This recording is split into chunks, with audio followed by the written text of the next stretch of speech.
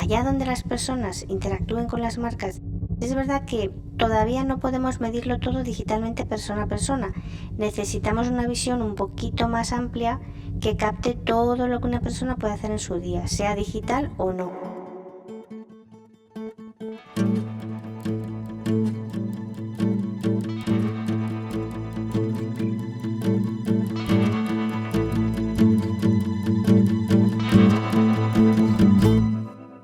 Su atención, por favor. Mi nombre es Roger Casas Alatriste y en este podcast conversaré con personas expertas en el mundo de la economía de la atención, ya sean creadores, curadores o consumidores de contenidos.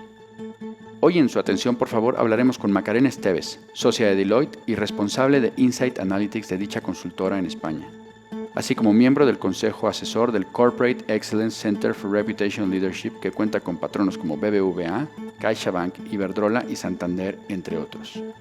En 2007 fundó Conento, empresa especializada en consultoría estratégica a través de modelos matemáticos, y anteriormente trabajó en análisis de audiencias en compañías del mundo de la publicidad como Mindshare, GroupM y Sofres, actualmente Kantar. Con Macarena Esteves hablaremos sobre las matemáticas y del papel que juegan en el análisis de los contenidos, de cómo las historias son esenciales para conectar a las empresas con las personas y sobre todo del futuro que nos depara con la inteligencia artificial en el mundo de la comunicación. Macarena, qué gustazo tenerte por aquí. Igualmente, estoy feliz. Muy bien, pues vamos a tener hoy una conversación muy divertida, tocando muchos temas, sobre todo y viendo dónde confluyen las matemáticas y los contenidos, que eso hace a lo mejor unos años hubiera sido como, oye, son mundos muy alejados, muy aparte, y sin embargo hoy parecen ser como una pareja de baile casi indisoluble, ¿no? Sí, lo cierto es que fíjate, las matemáticas al final encajan casi con cualquier cosa, porque si tú tienes, sea lo que hagas, yo llevo muchísimos años intentando siempre medir el efecto de las campañas publicitarias y durante toda mi vida siempre he intentado medir el efecto de los diferentes contenidos o de la publicidad. ¿Cómo lo hacíamos? Pues antes había poquitos datos, pero los utilizábamos para ver si siempre que se hacía un contenido, por ejemplo, con música, pues notábamos que había un incremento mayor en las ventas. Entonces es algo que, aunque ahora es como el boom, porque ahora hay muchísimos datos y ya no te queda otra, pero llevamos mucho tiempo relacionando la matemática con el mundo de los contenidos. Y ahora, bueno, súper clave con el mundo digital. De esa parte de tu carrera, esa relación con el mundo publicitario, hablaremos, pero antes me gustaría empezar hablando contigo, con Macarena Esteves, como creadora. Porque tú eres una gran creadora de contenidos, ahora principalmente en redes sociales, pero bueno, charlas y demás. A mí me gustaría saber primero cómo eliges tus temas, cómo decides, oye, voy a poner la atención en este tema y voy a desarrollar y voy a escribir o voy a hablar sobre esto. Vale, bueno, te cuento primero, para mí es un reto que me puse hace 3 años, que es publicar 2 posts cada día, uno a las 8 y otro a las 11, en LinkedIn, en Facebook y en Twitter. Es un post igual en LinkedIn y en Facebook, pero luego el de Twitter es un poquito más corto. Entonces, ¿cómo hago para el tema de los contenidos? Bueno, trabajo varios contenidos. El de inteligencia artificial analítica, que esa es la parte un poco que yo pues me dedico a eso y sé bastante, pero luego también todo lo que tiene que ver con el mundo de la empresa. A veces puedo hablar, por ejemplo, de temas de emprendimiento o otros temas que no son necesariamente inteligencia artificial y analítica. Y luego siempre me gusta de vez en cuando el cuerpo me lo pide, pues hacer post de la vida, de lo que pienso, de cosas que me vienen. Siempre, el objetivo de mis posts es conseguir ayudar a alguien, aunque sea solamente una persona.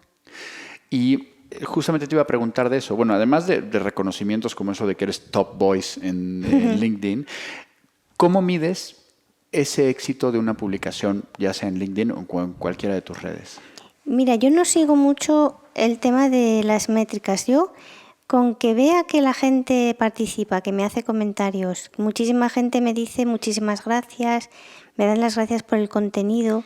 Entonces, ya con eso para mí es suficiente, porque sí que siento que estoy ayudando a la gente, que es lo que yo más quiero.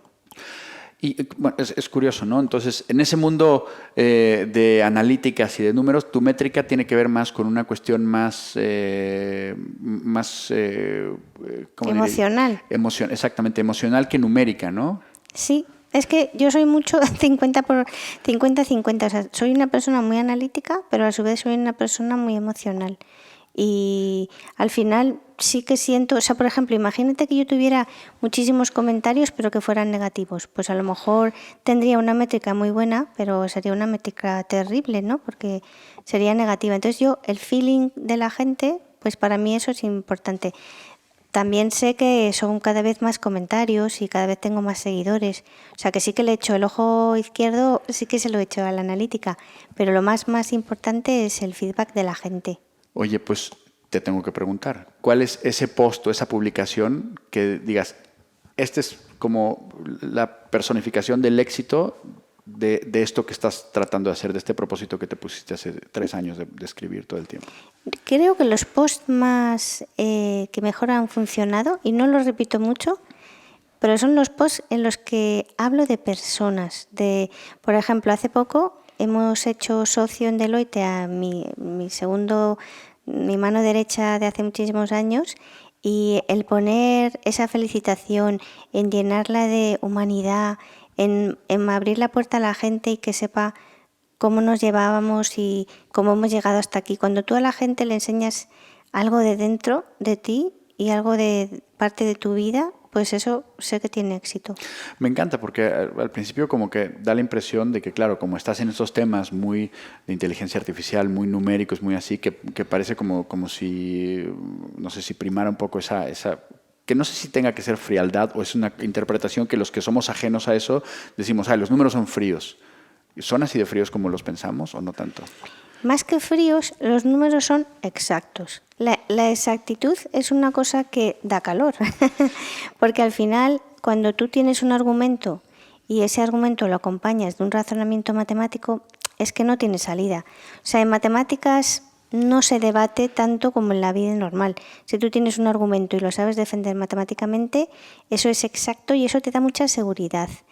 Puede parecer frío porque no tiene emociones, pero bueno, yo soy capaz de poner la matemática también en las emociones. Es que la matemática es una magia que está ahí, no la vemos, pero está en todos lados. Qué bonito. Oye, y en esta línea, ¿tú crees que llegará el momento en el que una inteligencia artificial te diga, Macarena, pon atención aquí, escribe sobre este tema? ¿Tú crees que perderemos esa libertad? Mira, yo creo que ese ejemplo que has puesto va a llegar seguro.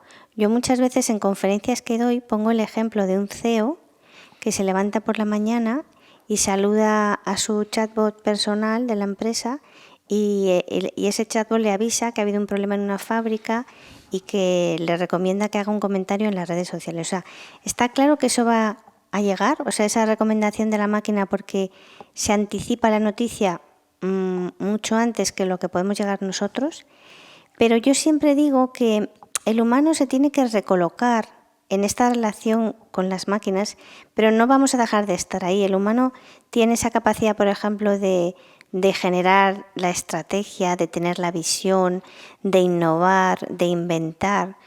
¿Una máquina puede inventar? Sí, puede inventar, pero yo creo que es diferente la forma en la que una máquina inventa, que tiene cierta aleatoriedad, que la forma en la que un humano inventa, que lleva ahí como la parte del alma del ser humano, ¿no? Que es distinto.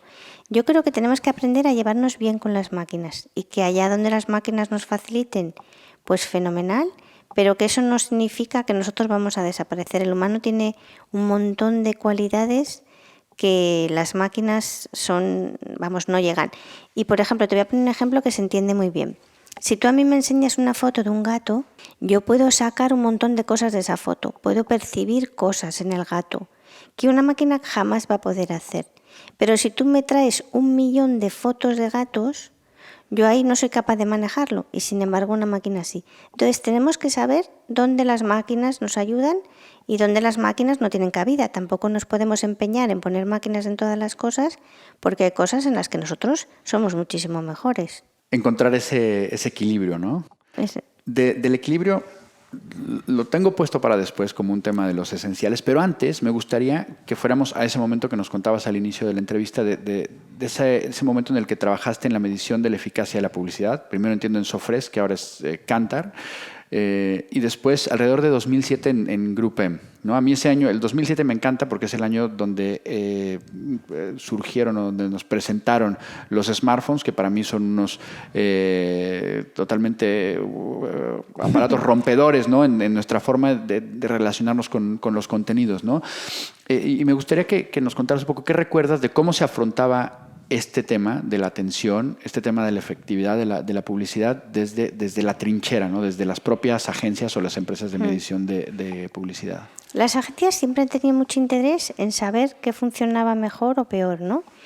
Y también mucho interés el propio anunciante, porque es verdad que el anunciante siempre ha delegado eso en las agencias, pero ha llegado también un momento en el que el anunciante quería tener un poco la garantía de que si él invertía dinero, pues eso iba a implicar que iba a tener más ventas en el corto plazo o en el largo plazo. Entonces, este tipo de mediciones, que ya te decía que se hacen desde hace muchos años, yo fui la primera persona en España que hizo este tipo de modelos, pero eran modelos que no eran muy complicados.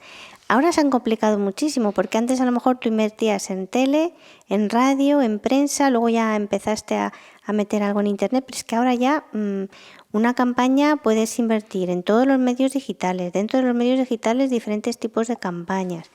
En fin, tienes un montón de posibilidades para invertir tu dinero. Poder entender cómo te funciona cada cosa, pues es algo muy, muy valorado. Sirve para hacer mejor tu trabajo y para invertir mejor tu dinero. Muy bien, sí, claro, antes teníamos un target, ¿no? La gente que veía la tele o que escuchaba la radio, y ahora hay millones, ¿no? Eso, ahora cada persona es un target, eso es lo que tenemos que intentar. Pero también te digo una cosa, mira, hay que diferenciar todavía el mundo digital del mundo offline. O sea, es verdad que nosotros, allá donde las personas interactúen con las marcas digitalmente, lo puedes medir todo. Y eso es un porcentaje importante del tiempo de las personas, pero las personas seguimos haciendo cosas, por ejemplo, con los medios offline, por ejemplo, escuchar la radio cuando vas en el coche. Pero también tenemos amigos con los que comentamos las cosas. También dependemos de lo que pase económicamente en el país. Entonces, es verdad que todavía no podemos medirlo todo digitalmente persona a persona. Necesitamos una visión un poquito más amplia que capte todo lo que una persona puede hacer en su día, sea digital o no. Y se está logrando, ¿no? O sea, prácticamente cualquier acción que tengamos, sobre todo las digitales, es perfectamente medible, ¿no? Y analizable. Perfectamente medible. Es verdad que todavía hay lagunas, por ejemplo, pues si tú empiezas una relación con una marca en tu móvil, pero luego cuando llegas a tu casa, esa acción la continúas en el ordenador de tu casa y no estás logado, o sea, no te identifica el móvil y el ordenador que eres la misma persona, pues eso, por ejemplo, se queda ahí perdido y no se sabe que has tenido esa doble interacción con la marca. Hay todavía pequeñas cositas que hay que mejorar, pero vamos, o sea, todo mejora rápidamente, que es lo importante. Sí, o sea, es cuestión de años, minutos, horas, ¿no? Que se pueda tener toda esa foto. Se mejora muy rápido, sí. Del mundo de las agencias y de la medición, estás ahora en consultoría en Deloitte y a mí me resulta muy interesante este interés que han tenido últimamente las grandes consultoras, las Big Four, en empresas creativas, ¿no? ¿Cómo se da esa relación? Bueno, mira, las grandes empresas de servicios profesionales, al final ellos lo que quieren es ayudar a los clientes. Entonces, si los clientes ahora están en un nuevo entorno de contenidos distintos, digitales, pues estas empresas van a querer meterse ahí, van a querer saber, van a querer tener conocimiento para que cuando luego el cliente les pregunte, pues ellos poder atenderles. Ahora es esto, pero si el día de mañana aparecen cosas nuevas, este tipo de empresas es que como tienen estas capacidades tan grandes, pues se van metiendo allá donde va el mundo, allá van. Oye, ya una pregunta más casi a modo de cotilleo. ¿Qué tal se da esta relación ya entre, digamos, tras bambalinas de los consultores, los consultores de escuela, ¿no? Con sus corbatas y con sus modos con su cultura, ¿no? Y los creativos publicitarios que vienen de otro mundo. Y a ti te veo como en medio, ¿no? Te veo un poco como referee. ¿Qué tal se llevan? Pues mira, te lo cuento de verdad con toda sinceridad. Están haciendo un gran esfuerzo. Esa es mi visión. O sea, yo cuando yo tenía mi propia compañía, integré mi compañía en Deloitte y efectivamente, o sea, yo en Deloitte soy una friki. O sea, todos ellos ya me reconocen, soy socia, pero una socia diferente. Pero yo realmente siento que todos ellos hacen un esfuerzo tremendo por escucharme, por entender que el mundo está cambiando, que hay otras maneras de ir a la empresa y trabajar. De verdad estoy satisfecha porque creo que hacen un gran esfuerzo y no es fácil hacer ese esfuerzo porque ellos tienen esa cultura tan dentro de sí mismos de tantos años que les cuesta, porque al final un consultor es como dices tú, no es una persona que trabaja de sol a sol y que tiene esa manera un poco recta de ver la vida, pero siento que está cambiando. Están aprendiendo unos de otros. Sí, la verdad que sí, porque yo también he aprendido muchísimo de cómo trabajan, de la capacidad de esfuerzo que tienen. Fíjate que yo soy una workaholic tremenda. A mí me encanta mi trabajo y para mí trabajar es un placer. Pero es increíble el grado de responsabilidad, de rigor. Lo llevan tan metido dentro que es increíble para mí, de verdad, admirable. Muy interesante. Hemos hablado, Macarena, como creadora de contenidos, como consultora y me gustaría hablar ahora como consumidora. ¿Ok? Tu trabajo se basa en ayudar a las empresas a que a partir de los datos que tienen tomen mejores decisiones estratégicas. Y la pregunta es, ¿este modelo lo podríamos aplicar nosotros como personas para tomar mejores decisiones en cuanto al consumo de contenidos de nuestro día a día? A ver, es más difícil, porque al final tú eres una persona y casi que hacia donde va el mundo no es a que tú te esfuerces en tomar las decisiones, sino que te dejes aconsejar por quien es capaz de ver todo lo que haces y poner un modelo matemático ahí y darte una pista de lo que posiblemente te va a gustar. Ahí te digo una cosa. Para mí ahí hay un gran debate, que es hasta cuándo esto es conveniente y hasta dónde está el punto de que puede afectar al libre albedrío. O sea, es verdad que yo muchas veces digo, la verdad que qué bien que Netflix me recomiende una película. ¿No? Es como que dices, qué bien, no tengo que pensar, no tengo que ponerme. Yo antes, cuando mi hija era pequeña, nos pasábamos buscando películas a lo mejor un montón de tiempo. Y ahora eso es así. Pero muchas veces digo, bueno, pero claro, si a mí me gustan las películas de amor y Netflix siempre me enseña y me recomienda películas de amor, no voy a poder yo tener esa cosa, a lo mejor, ¿sabes? De decir, pues no sé, hoy me apetece otra cosa, que lo puedo hacer, ¿no? Pero ahí hay una frontera difícil de delimitar, que es esa frontera entre la manipulación y el libre albedrío.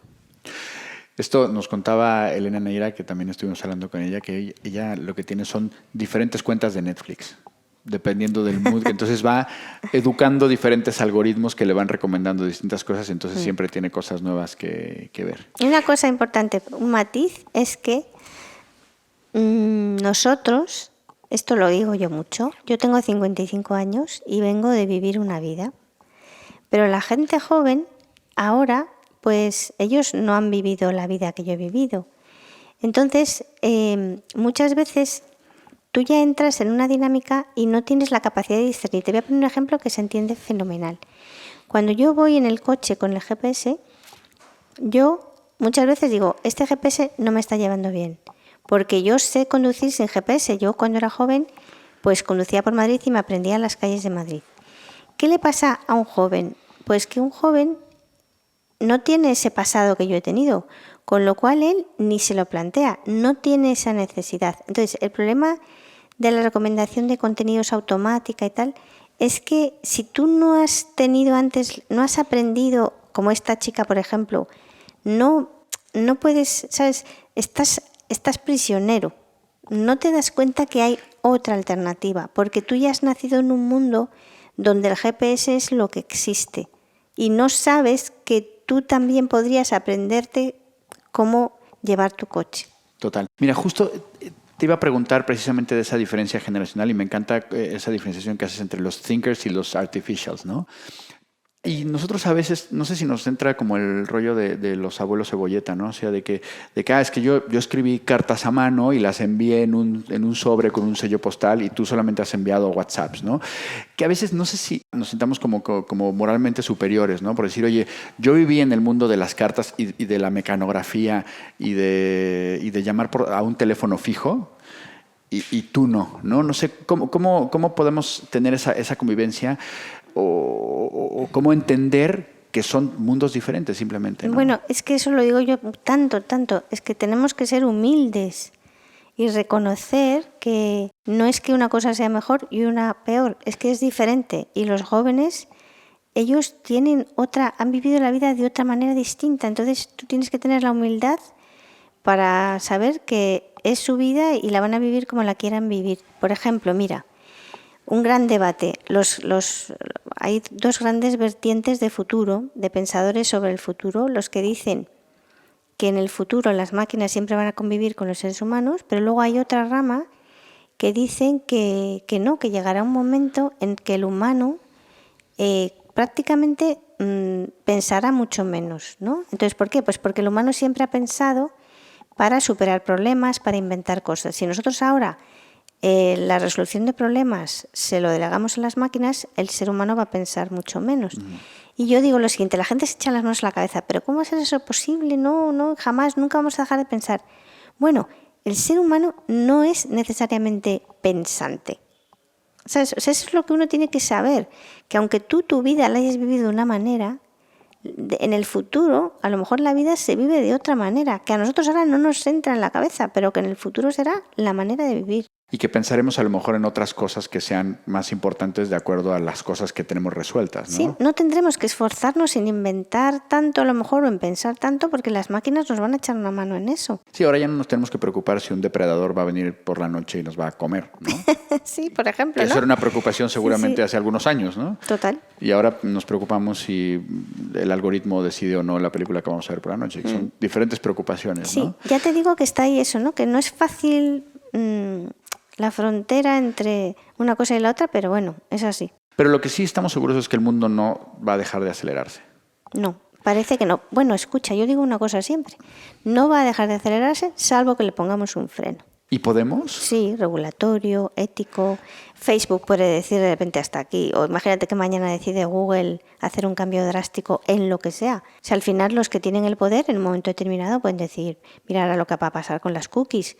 Tú sabes cuánto dinero se ha invertido en modelos de atribución con todo el tema de las cookies y ahora de repente ya no se va a poder tener esa información con todo lo que nos hemos gastado. Eso es un freno, pero un freno drástico. Sí, hay una analogía que me gusta mucho usar y que seguramente quien haya escuchado más ya de uno de estos episodios de Su Atención, por favor, ya la habrá escuchado, es que nosotros somos como la generación cobaya, la generación conejillo de indias de todo esto, de esta aceleración, de lo digital, etcétera.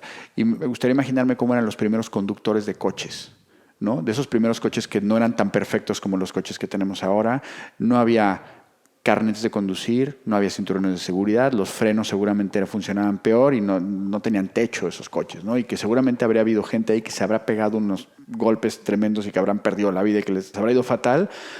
Y nosotros en cierta forma somos como esa generación de conductores inexpertos de una máquina que tampoco está tan afinada ni tan regulada, que es una palabra también complicada, ¿no? Sí, es así, como lo dices. Yo creo que en el momento del cambio, el que le toca vivirlo, pues claro, no tiene la experiencia de los que ya lo van a heredar, ¿no?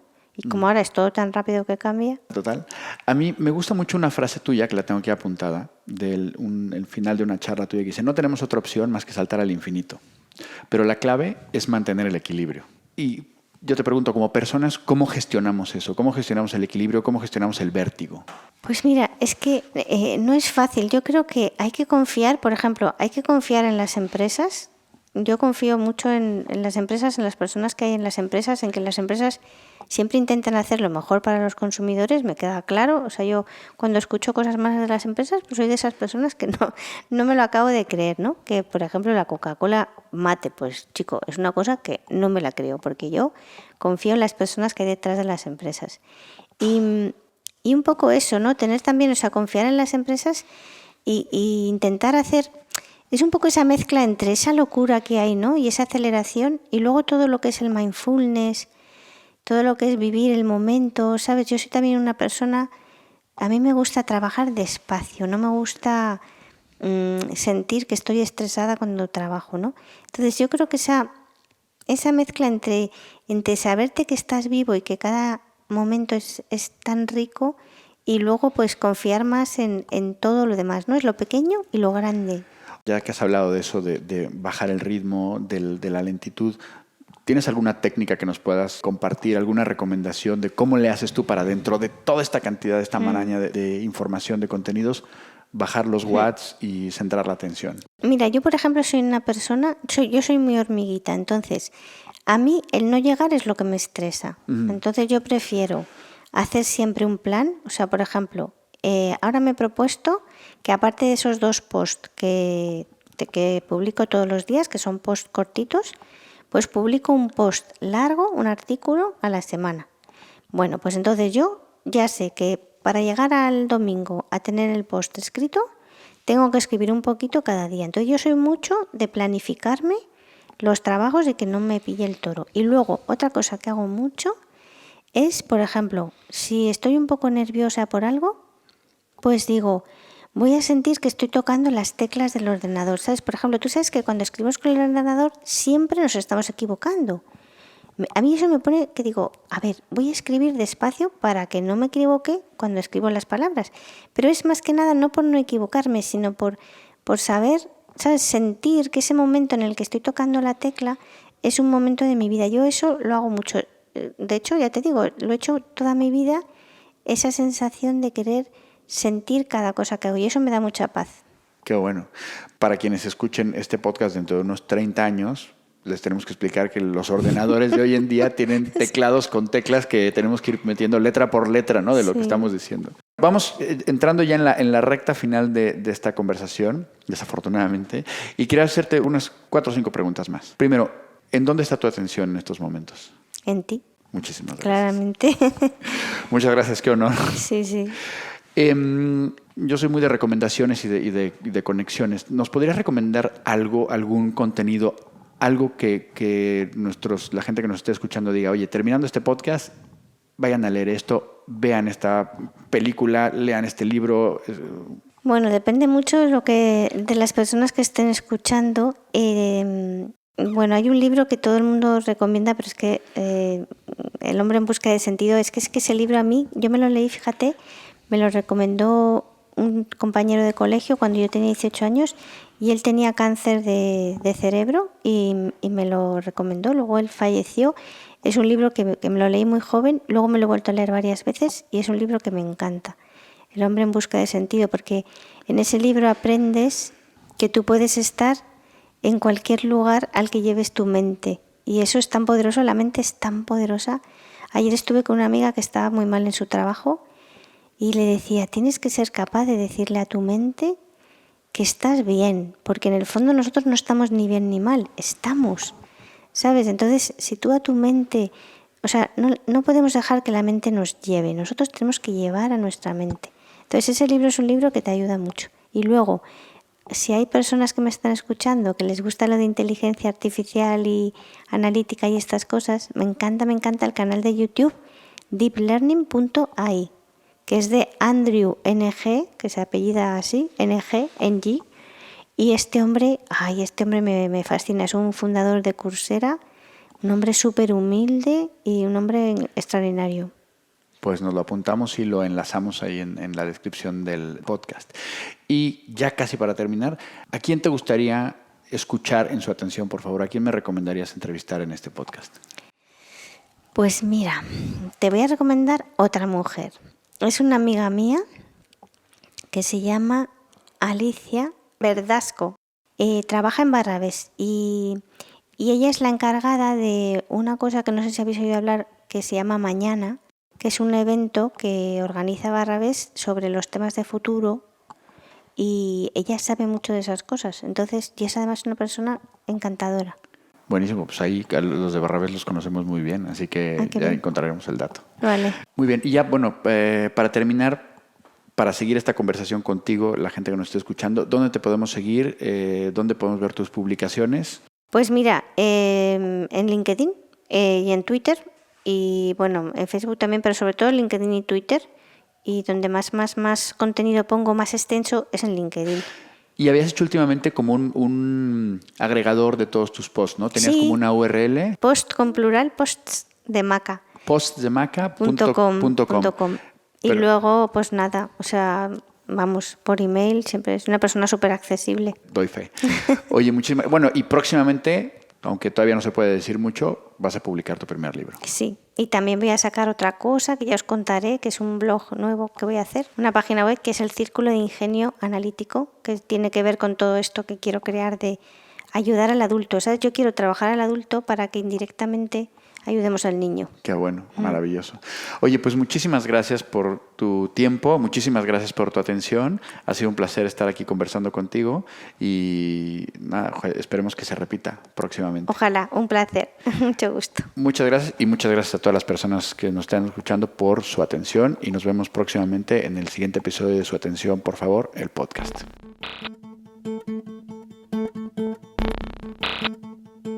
Esto ha sido Su Atención, por favor, el podcast que reúne a los mayores expertos del mundo de la economía de la atención. Si quieres saber más de este proyecto Transmedia, sigue las redes sociales del Cañonazo, LinkedIn, Instagram, Facebook, Twitter o nuestro sitio web www.suatencionporfavor.site. Este podcast, Powered by El Cañonazo, ha sido posible gracias a Producción ejecutiva, Isiar Sánchez Piesma. Dirección de producción, Manfredi Giannoni. Producción, redacción e investigación, Andreina Pérez Armas.